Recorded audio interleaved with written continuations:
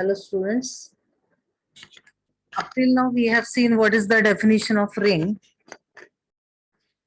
and further we have seen if the ring in addition has multiplication commutative, we call it as a commutative ring. If with respect to multiplication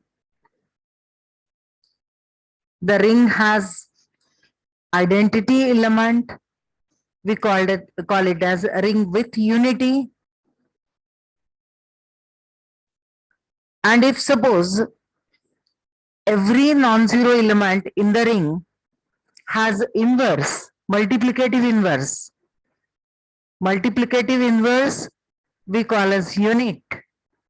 So in that case, we say that that particular ring, commutative ring with unity, every element, non-zero element having inverse, such kind of ring now becomes filled. Now we want to be careful about the words unit and unity. There is a difference of Y only. But unity stands for multiplicative identity. What is the role of identity? If I multiply any element by the identity, the element remains the same.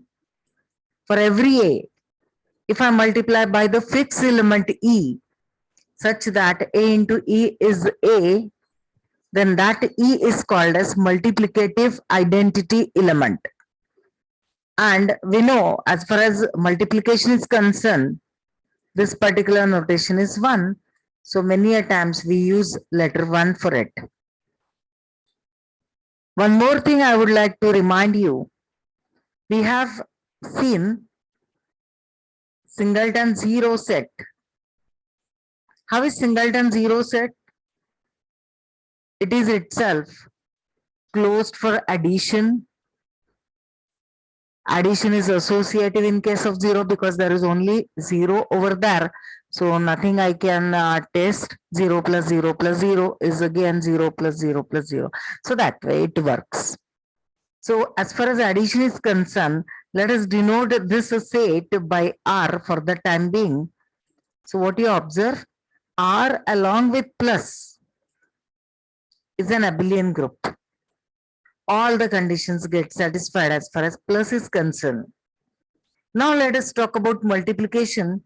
So what you observe in this case, 0 into 0 is again a 0. So the operation is very binary. Element I'm selecting from my set. I multiply the element to itself because there is no other element. Single element is there. So I multiply 0 by 0 and the answer is back 0. Means what? 0 keeps my element as it is. So 0 is the identity for multiplication also. So this is multiplicative identity. So in this case, the value of 1 is 0. Can I say so? Value of 1 is 0. What is 1? 1 is unity. So the multiplicative identity in this case is 0. And what you will observe is that this singleton 0 set is itself a ring. It satisfies all the axioms and moreover it has unity, and that unity is nothing but 0. I feel you got my point. Now, I come back to the original statement of mine. Unity and unit. Unit means invertible element,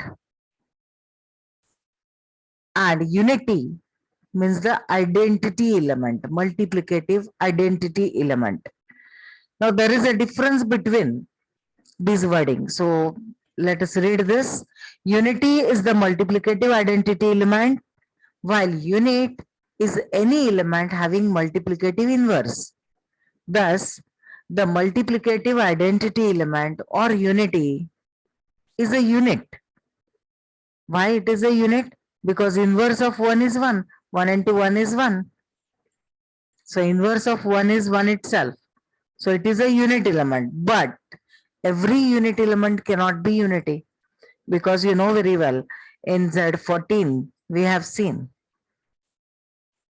I would like to take you back. I'll say Z6. I'm sorry. I'll talk about Z6. In the morning, we talked about Z6. So in case of Z6, what do you observe? 5 5s are 1. So 5 5s is 25 when divided by 6. The remainder is 1. So 5 is the inverse of itself. So 5 is the inverse of itself means 5 is a unit element. But 5 is not 1. So 5 is not unity. The same way you can see minus 1 is a unit element in Z. Because you know minus 1 multiplied by minus 1 is 1. Meaning minus 1 is invertible. Meaning minus 1 is the unit element. But minus 1 is not unity. So I feel you got the difference between the words unit and unity. I would like to recall unit is the element which is invertible with respect to multiplication. So if the element is invertible with respect to multiplication, we call it as unit element. So in case of Z, you find minus 1 is unit element. In case of Z6, you are observing 5 is also a unit element. There are only 2 elements which are invertible in Z6 with respect to multiplication. What are they? 1 and 5.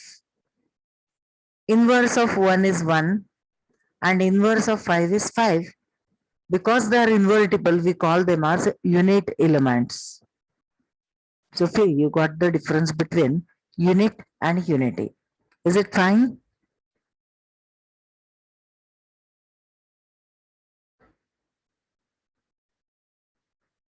Okay. So hope you got the difference between unit and unity.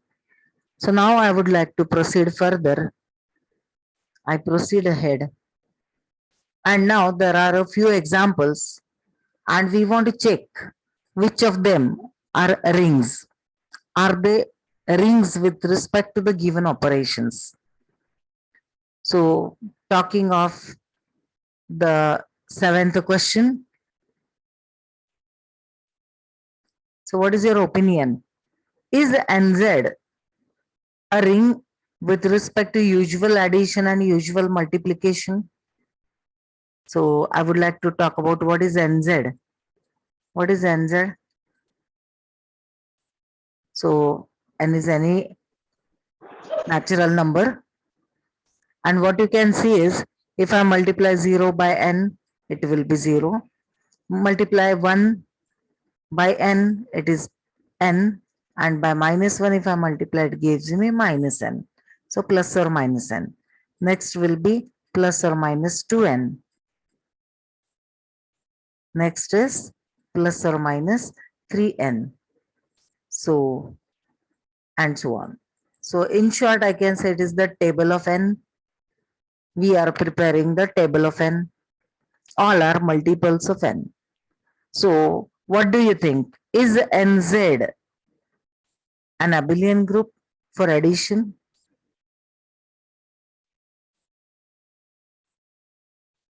If I add multiples of N, do I get back a multiple of N? Huh? Addition of multiples of N. Is it back a multiple of N?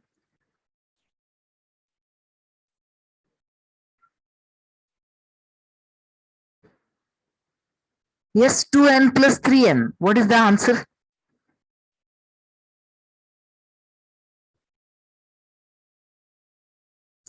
Is it 5N? 2N plus 3N. You got 5N. 5N. So it is again a multiple of N. If you add two multiples of N, again the answer is a multiple of N. And there you are adding it algebraically. You add it algebraically. If you add 2N plus minus 3N, what is the answer?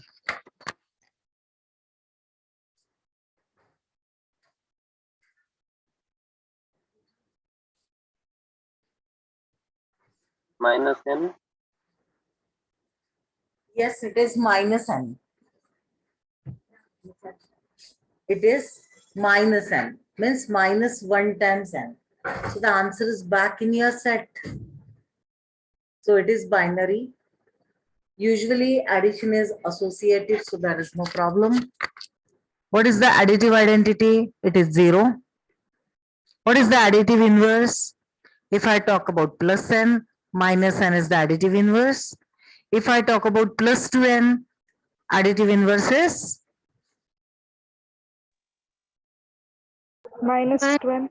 yes, it is minus 2n and so on. So very directly, we have written the additive inverses of each other as a bundle. Okay. And very lastly, usual addition is commutative. So what you find? NZ with plus is an abelian group. NZ with plus is an abelian group. That is very sure. Now the question comes of usual multiplication.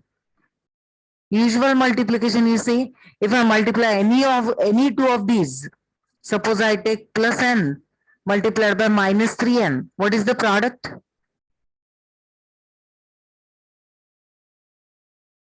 Plus n multiplied to minus 3n, what is the product? 3n square. Minus 3n square. Yeah, it is minus 3n square. Is it back a multiple of n? Yes. You can write it as minus 3n multiplied to n. So it's a multiple of n. And it is back in this set. Means multiplication is closed in my set. It is binary there. Now, multiplication usually is associative. So here also we don't have any problem. These are just parts of integer. So multiplication is associative there. And what is our one more requirement for ring? Inverse and Distributivity. We need, yes, we want it to be multiplication to be distributive over addition, and that is there. So naturally, nz plus dot is a ring. So this is correct. Nz plus dot is a ring. I hope you followed. Just please reply. Just give thumb if got the thing. Yes, yes. Okay. Now, let us move to our second, that is question number 8 over here. Our second question. Z plus means the set of only positive integers. Will it form a ring? What is your opinion? Will it form a ring? No. No, it won't form a ring. Why? What is the reason? Currently group nahi. Because Z plus Group nahi. doesn't have additive inverses. Z plus doesn't have additive inverses. If I take 5, I don't have minus 5. So that the addition will be 0. One more thing, 0 itself is missing because we are talking only about positive integers. So there is no 0. So additive identity is not present. So these are the facts. That's why Z plus will not form a ring. So I hope it was quite clear to you. Now what about Z cross Z? I mean by Z cross Z the set of ordered pairs. So how many of you feel that Z cross Z is a ring? Z cross Z, of course, we are talking about component wise addition and component wise multiplication. Will it be a ring?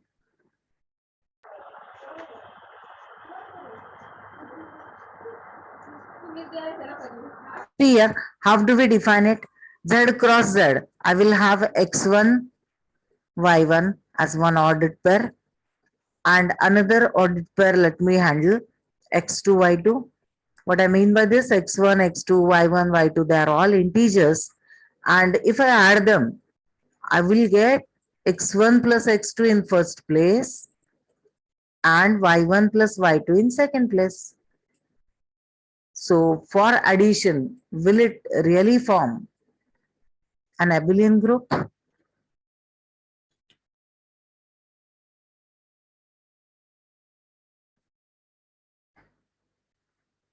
Yes, in group theory we have seen this.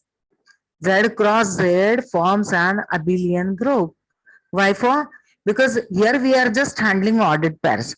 Rest the things are as they are. So in the first place, you can see x1 plus x2 is there. Sum of integers, it is back there. Talking of associativity, same rule follows. Talking of identity for addition, it will be ordered per 0, 0. I hope you agree. Ordered per 0, 0 will play the role of additive identity. If suppose I am having ordered per 1, 2, what is the additive inverse of this? So that the answer will be 0, 0.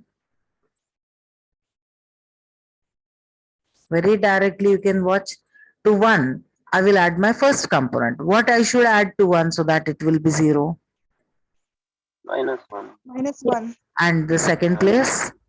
That's it. -2. That's it. So all the 4 conditions are obeyed. And the 5th condition, that is of commutativity of addition. We know addition is commutative. Usual addition is commutative. So it's an abelian group with respect to addition. And talking of multiplication, what will happen? Multiplication is binary. Multiplication is associative. Yeah, basically have to define multiplication over here. I have x1, y1 as I have written over here. And I multiplied 2, x2, y2. For multiplication, I'm not giving any kind of notation over there. I just put it. So output must be what? Component wise multiplication. So x1, x2, comma, y1, y2. So you know better. Component wise multiplication obeys all the rules. Talking of associativity, binariness. Okay. And will it obey with distributive property? Yes, it obeys the distributive property. So all of you know very well, though we are going like this component wise, still the things are followed from Z itself. So Z cross Z with the usual addition, component wise addition and component wise multiplication is a ring. Okay. Now what about 2Z cross Z? By 2Z, what I mean is only evens. So the first place will have only even number. So 1, 2 is not a member of it. 10 if I make it, it is there. I feel you're getting. And second place, let me have 23. So there I can have minus 23. Is it okay? So 2Z cross Z, nothing is lost over there. Same kind of things are there as far as the ring is concerned. 2Z cross Z along with addition is abelian group. Talking of multiplication, you know, it is component wise multiplication. So product of even numbers is even. So there is no problem, no issue. So nothing is lost over here. And 2Z cross Z along with addition and multiplication by components forms a ring. I hope this is okay. Now, talking of a plus b root 2, where a and b are integers, what you need to do is you have to take integers.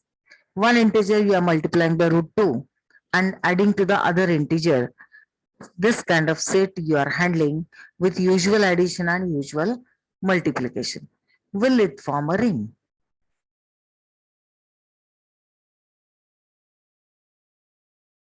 Will it form a ring? Yes, come on. See here, my first number, suppose I call it as x1. So a plus b root 2 kind of number I have written, but because I'm calling it as first number, let me denote it as a1 plus b1 root 2. I feel all of you agree that a1 and b1 are what?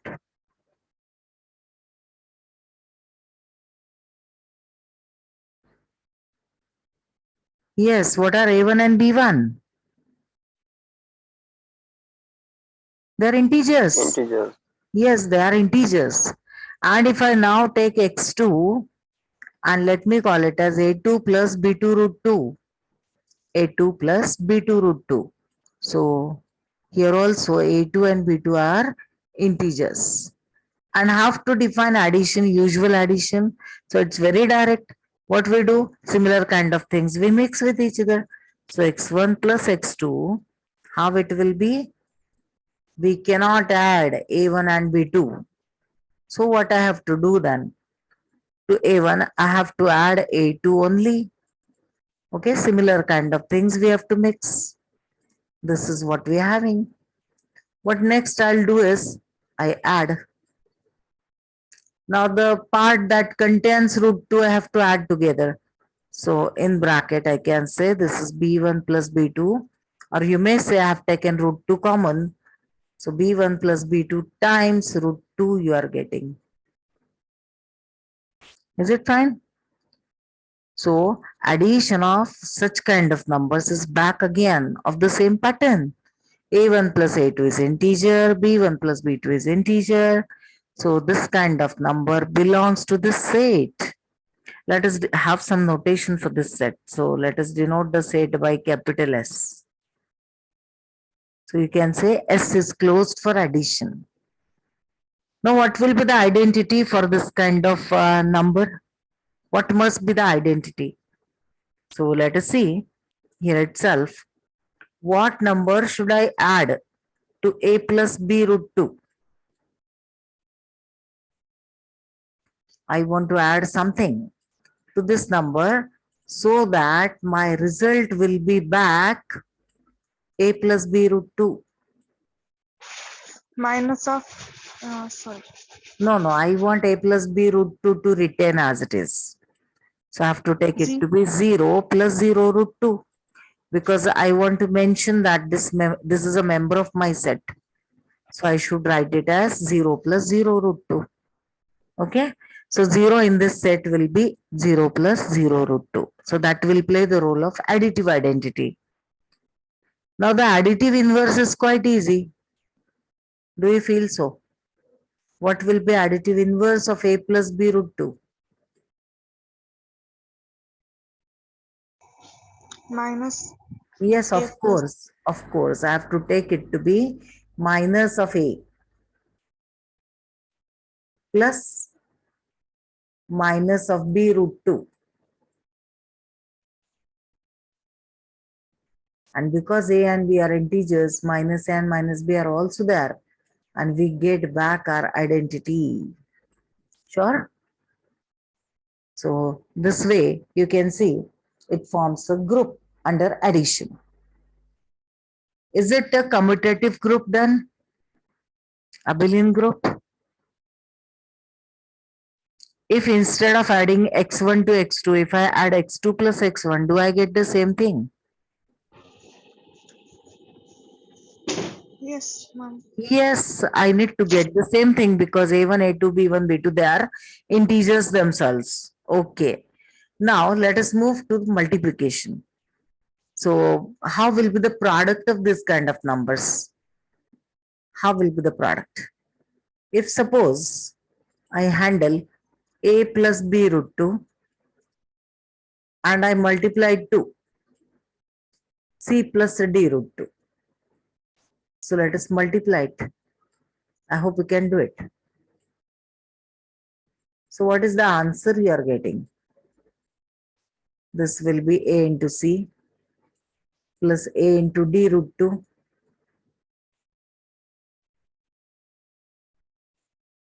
plus bc root 2 and plus twice bd.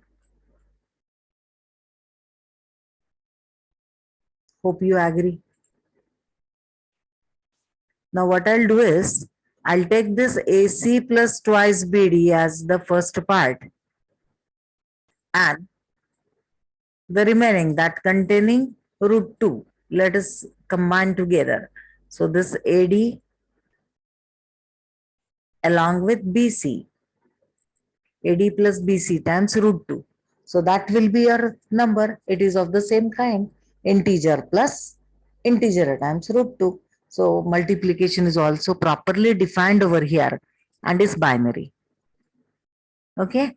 So talking of now associativity, multiplication will be associative. So it will form, yeah, and one thing, will it be distributive? So this being usual, it will be distributive. I think you can show it. What you need to do for showing this kind of thing? You take, I would like to help you. You take x1 and multiply it on the left side by 2, sorry, x2 plus x3. Okay, and show that it comes out to be x1 into x2 plus x1 into x3. So take this as an exercise. What you need to do is show that multiplication distributes over addition. So certainly it will form a ring. Okay, it forms a ring. If you want, you can have screenshot of this. Hope it is visible.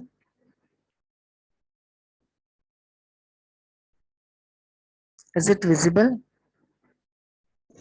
Yes, ma'am. Okay. And now same kind of thing you have to follow for question number 12 also. Only the change is you'll have A and B as rationals over there. So take rationals and try for whether it is a ring or not. Okay. And you know better that this whatever just now we discussed is a subset of 12th. Is it? Here we are handling only rationals, and you know every integer is a rational. Okay.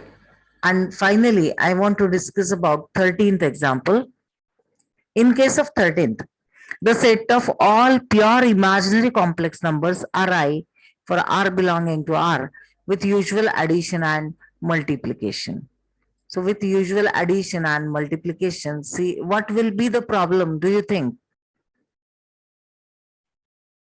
Yes, my set contains Ri. What is R? R is a real number. And let me denote my set by capital I, small m. Set of imaginary numbers. So, will this set be closed for multiplication? This is my question. Will this set be closed for multiplication? Is it binary? I take 2i Oh, madam. multiplied by 3i. The product will be 6i square. yes, 6i square. Minus 6. Yeah, it is minus 6, which is pure real number, which is not present in IM. I feel so. So this way you have to taste. So multiplication is not a binary and it will not form a ring. Is that clear? Yes, ma'am. Okay. Now, last question I think we can deal with.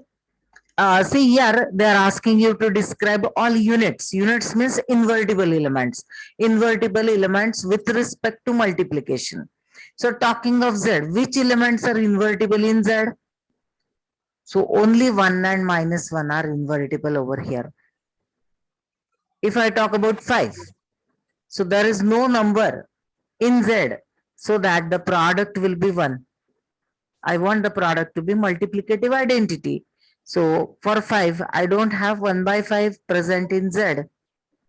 So this is not possible. So the only invertible elements in Z are 1 and minus 1. Talking in Z cross Z, which are the invertible elements? Because we are taking Z only, there will be 4 elements 1, 1, 1 minus 1, minus 1, 1, and minus 1, minus 1. I suppose we are getting.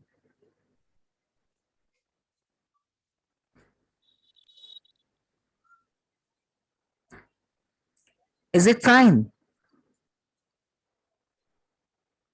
Yes, ma'am. Okay. Now I would like to go to Z5. In Z5, what are the elements with me? I have 0. Then I have 1, 2, 3, and 4. And I want to note which are the unit elements. So I know better that 1 is invertible because 1 itself is unity. So 1 into 1 is 1, I know. I want to talk about 2. 2, what's the 1? I need to find it out. 2 3s are 6 divided by 5. I feel all of you know this. 2 3s are 6. When divided by 5, remainder is 1. So 2 3s is 1. Same way 3 2s will be 1. And lastly 4 4s is 16 divided by 5. Remainder is 1. So 4 is the inverse of itself. So every element here is invertible except 0. So 1, 2, 3, and 4, all of them, they are units in Z5. Is this fine?